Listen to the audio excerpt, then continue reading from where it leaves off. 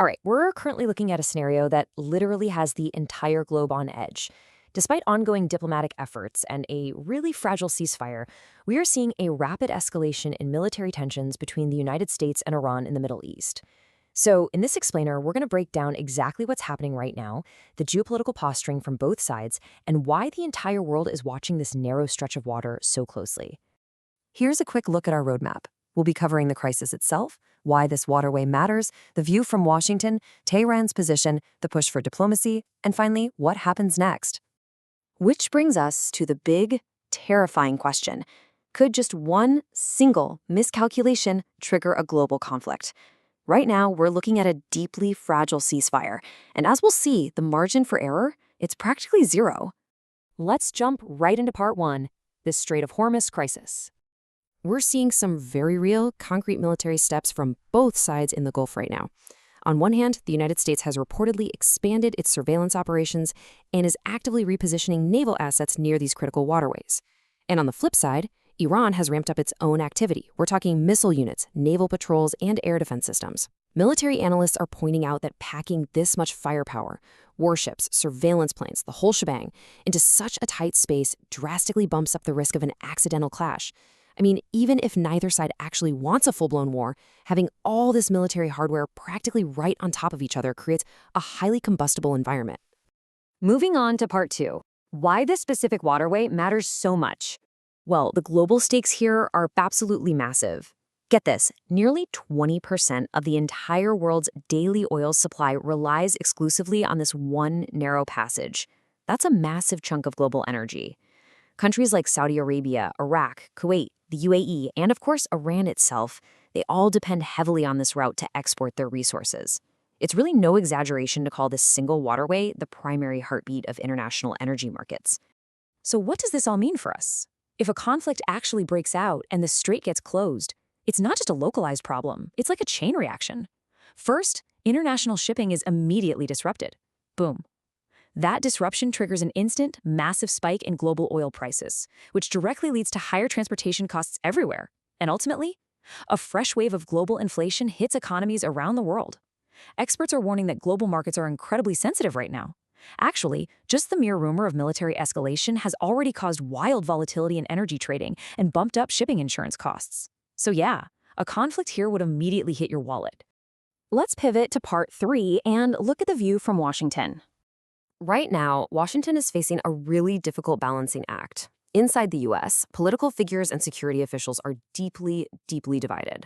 On one side, you've got loud demands for strength, people arguing that tougher deterrence is absolutely crucial to protect U.S. interests and regional allies.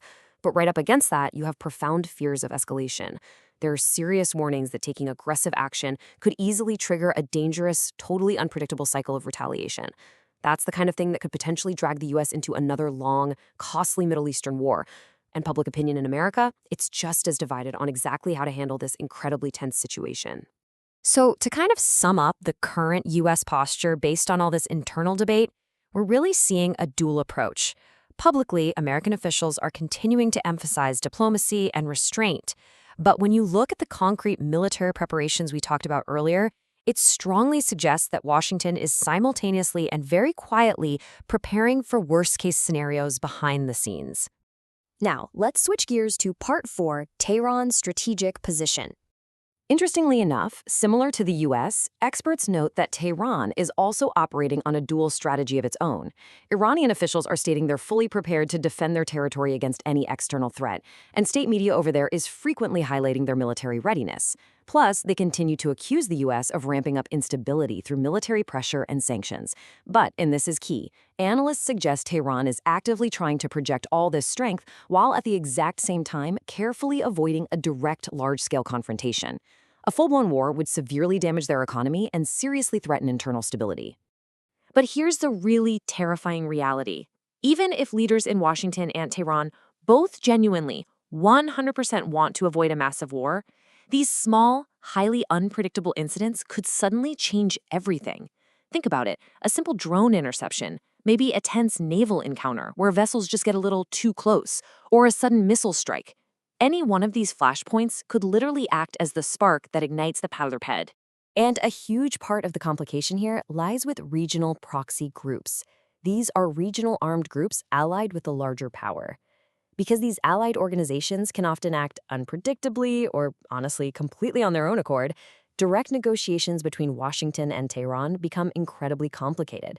I mean, trust between the main powers is already staggeringly low, right? So even if there's a solid agreement at the very top, a proxy group's sudden actions could shatter it in an instant.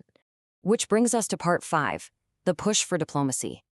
To prevent those kinds of catastrophic misunderstandings, international mediators are practically racing against the clock. Take Qatar, for example. They frequently act as a mediator because they've maintained exceptionally strong communication links with multiple sides, which allows messages to be passed back and forth quietly. At the same time, you have Pakistan repeatedly calling for restraint and peaceful dialogue, basically warning everyone involved that a broader conflict will absolutely destabilize the entire region. These talks are highly fragile, but diplomats are really hoping that just keeping these communication channels open can prevent a sudden military escalation. Finally, part 6. What happens next? Right now, military analysts and global governments are forecasting 3 distinct paths forward in this tense, hour-by-hour waiting game. Scenario 1 is continued diplomatic engagement, something that slowly, painstakingly reduces tensions over time. Scenario 2 is a limited military exchange, a strike and a counterstrike that remains contained but still severely increases regional instability. And the third, the absolute worst-case scenario, is a wider regional conflict involving multiple countries and armed groups across the whole Middle East. And if that worst-case, wider regional conflict scenario actually unfolded, the consequences would be absolutely devastating. It wouldn't just be contained to the Gulf. We're talking about severe impacts to global oil markets, choked off international shipping routes, crushed regional economies, an enormous threat to civilian security, and it would shake worldwide political stability to its core. Because the stakes are just so phenomenally high, governments are closely monitoring developments hour by hour.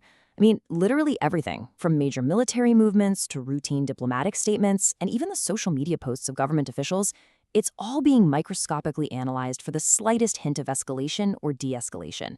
The coming days are absolutely critical.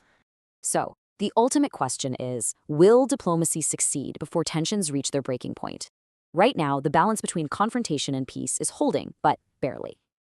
Thank you so much for joining me to unpack this complex explainer. Keep paying attention, stay curious, and keep learning.